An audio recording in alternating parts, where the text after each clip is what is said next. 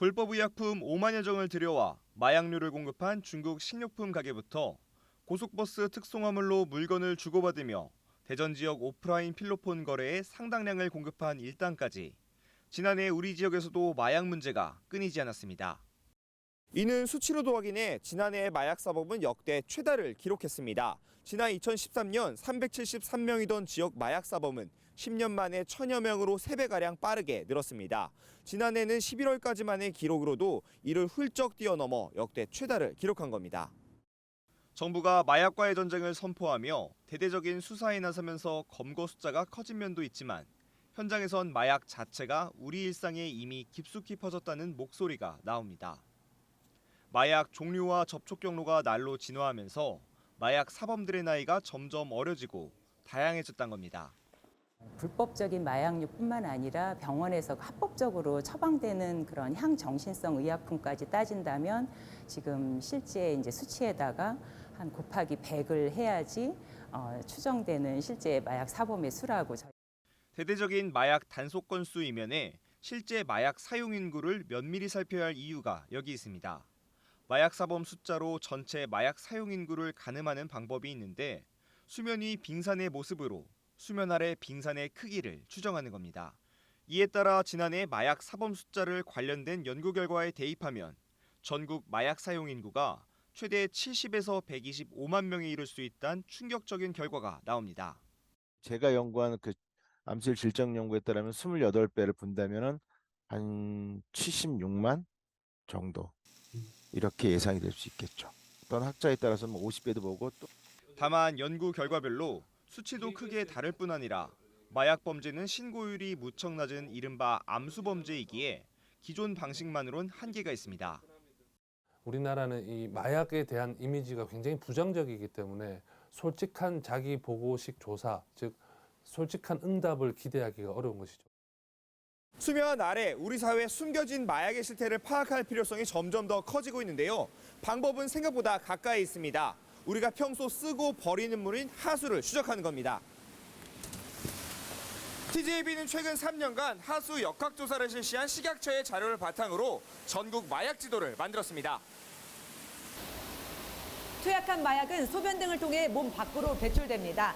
때문에 변기를 통해 버려진 물이 모이는 이 하수 처리장 물을 채집해 분석하면 남아있는 마약의 종류와 양을 확인할 수 있습니다.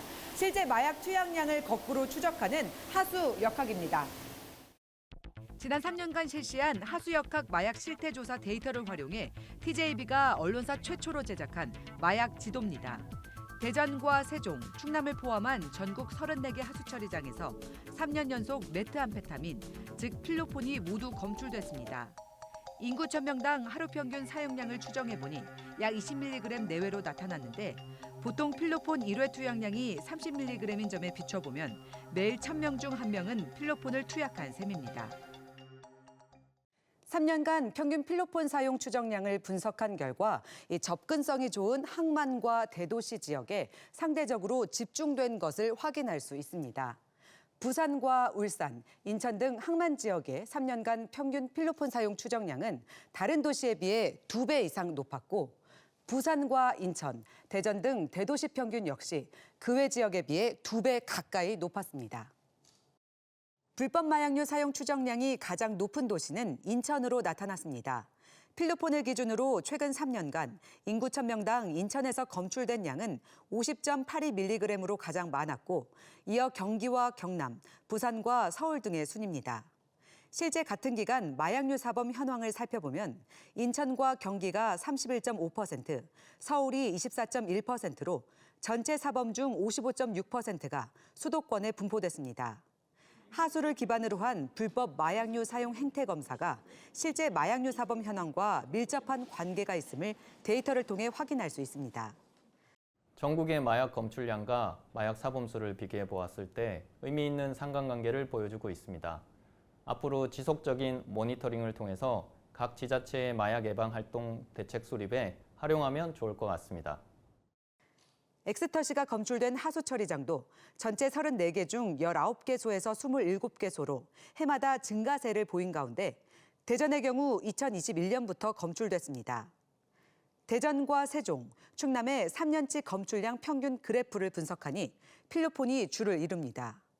전국적으로도 필로폰 검출 비율이 높은 반면 충북 청주의 경우 3년 연속 암페타민 검출량이 눈에 띄게 높은 점도 확인할 수 있습니다. TJB 마약지도는 식품의약품안전처가 2020년부터 매년 실시하고 있는 하수역학 기반 분석 데이터를 활용해 한남대학교 빅데이터 응용학과와 협업해 제작했으며 TJB 홈페이지에서 확인할 수 있습니다. 하수 처리장은 전국 17개 시도별 최소 1개 이상, 전체 인구 50% 이상을 포괄할 수 있도록 선정해 하수를 채집했고 불법 마약류 7종을 선정해 분석했습니다. 다만 강우량의 변동 또는 하수로 폐기된 마약류의 양 등이 포함될 수 있어 오차가 존재합니다. 지난해 말 미국의 한 기사 제목입니다. 고등학교 내 하수 조사를 통해 마약 모니터링을 했더니 표본학교 중 88%에서 코카인이 29%에서 펜타닐 양성 반응이 나왔다는 결과에 미국 사회가 큰 충격을 받았는데요.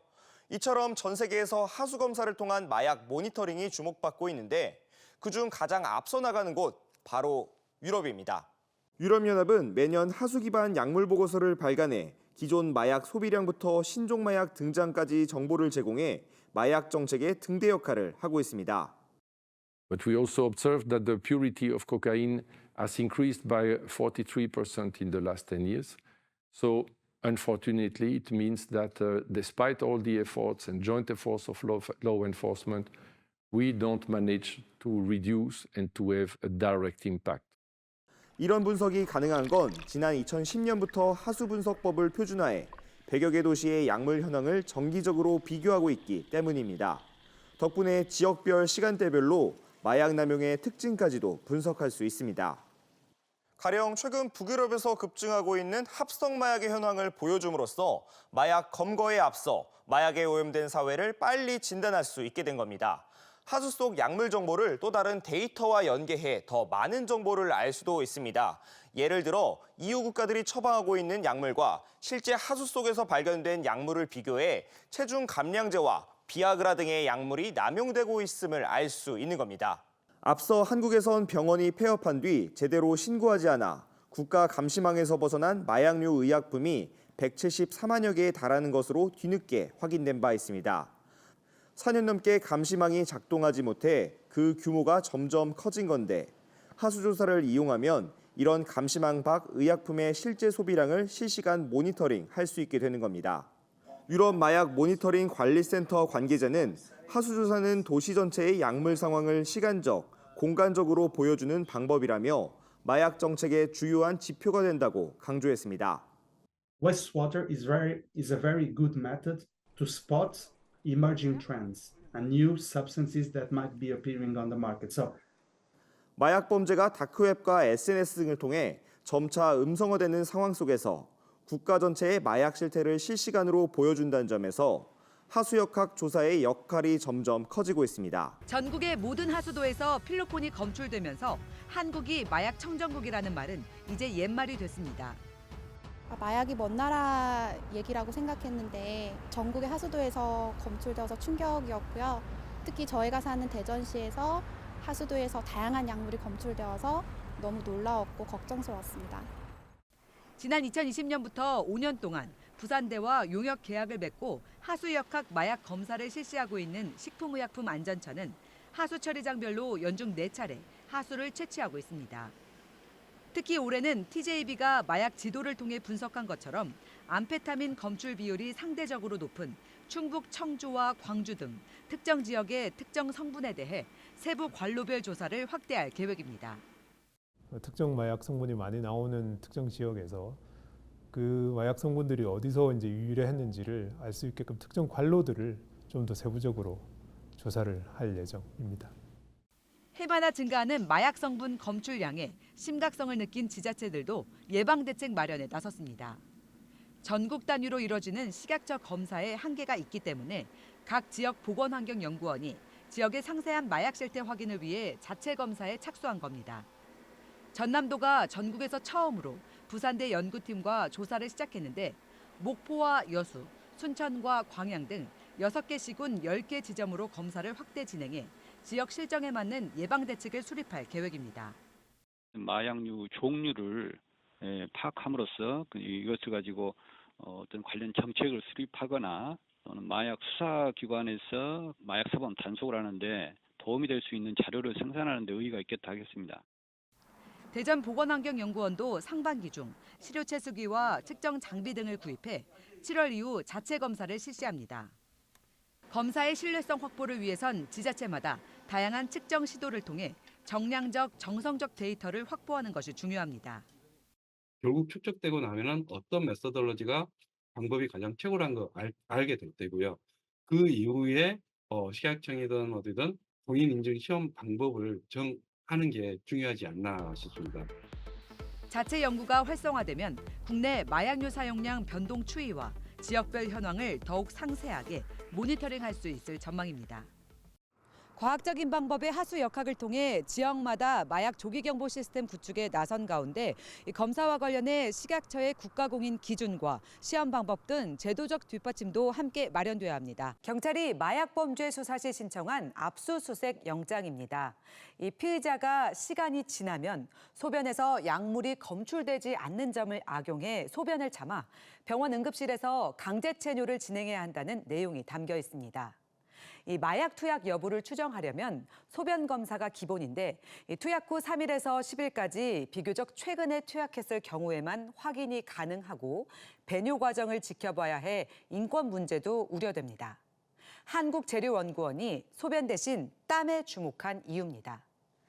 땀을 통해 더 오래전에 복용한 마약까지도 신속하게 검출할 수 있는 패치를 개발했는데 패치를 몸에 붙이고 있다가 별도의 분석 과정 없이 빛을 비추면 1분 이내에 약물 성분을 쉽게 식별할 수 있습니다. 자, 원샷. 자, 건배. 몰래 음료에 타 성범죄 약물로 흔히 쓰이는 GHB, 일명 물뽕을 10초 안에 검출할 수 있는 마약 탐지 겔도 개발됐습니다.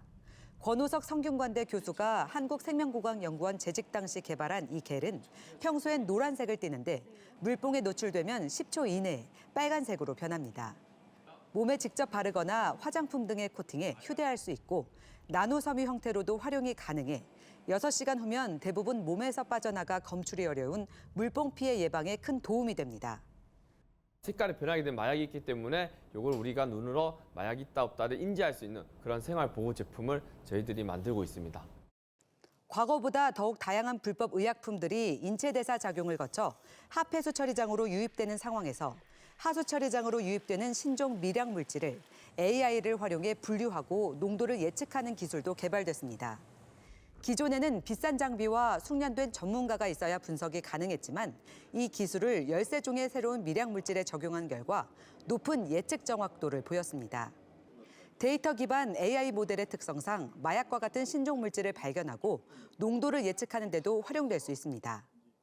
마약류의 그 유입이 확인이 된 상태라면 거기서는 이 인공지능 기술을 이용해서 수생태계로 배출될 때 하수 처리장에서 효율적으로 효과적으로 제거가 됐다라는 것들을 검증할 수 있는 일상 속 깊이 파고든 마약 문제를 해결하기 위해 대덕특구의 치열한 고민은 오늘도 계속되고 있습니다. 하수역학을 이용한 마약 실태의 모니터링부터 이른바 물뽕을 검출하는 탐지결과 땀을 이용한 마약 탐지 패치까지 진화하는 마약에 맞춰 이를 탐지하고 예방하는 과학기술도 점차 발전하고 있습니다. 하지만 이러한 연구개발 성과를 현장에 보다 빠르게 적용하기 위해선 이를 실증할 수 있는 공간, 즉 테스트베드가 필요하다는 목소리가 나옵니다. 경찰, 검찰, 그다음에 국가수나 이런 것들 다 같이 이런 기술들을 실증화할 수 있는 공감대가 형성이 돼야 된다고 생각하고요. 연구 과정에서 더 많은 정보를 확보하고 이를 발전시켜 나갈 수 있도록 국가적인 지원이 필요한 이유입니다. 지자체나 관련 연구계에서 데이터베이스를 더 많이 확보를 해서 저희가 활용한 기술, 인공지능 기술에 인풋 데이터를 넣어준다면 교육과 치료, 재활 단계에서도 유관기관들 간의 협력도 절실합니다. 대전의 경우 10대 마약 사범 검거율이 전국에서 가장 높은 7%대지만 정작 지역 학생들의 마약 실태는 파악된 게 없습니다.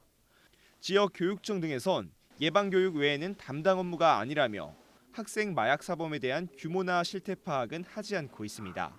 전국 시도교육청 17곳 가운데 15곳은 개인정보 등을 이유로 수사기관과 관련 정보도 공유하지 않은 것으로 나타났습니다.